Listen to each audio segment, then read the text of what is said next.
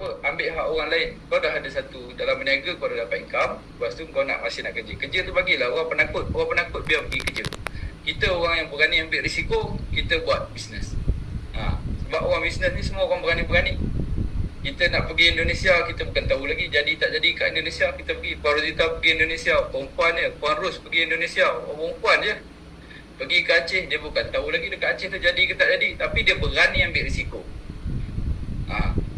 Jadi kalau kita orang lelaki tengok Puan Ros pergi ke Indonesia, berani ambil risiko, kita duduk kat Malaysia lagi, kita pun buat review part time lagi, kena check balik lah kita dekat bawah tu ada biji ke tak ada kan. Itulah cerita dia.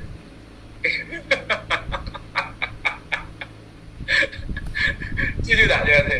Sekarang saya pun dah masuk umur 40. So saya harapkan dalam masa 10 tahun lagi kita dah boleh nampak RF3 World menjadi platform pilihan. Kalau nak cerita bab ekonomi ni, memang sekarang ni kita panggil gig ekonomi. Kalau anda pergi tengok kat luar, dah tak ada orang nak bagi anda kerja makan gaji, nak sign up ataupun nak bagi anda kerja makan gaji, sign kontrak dengan dia lama-lama, tak ada lagi dah. Semua sekarang ni main kontrak setahun 2 tahun. Kau tak perform, dia tak sambung kontrak, dia pergi ambil orang lain.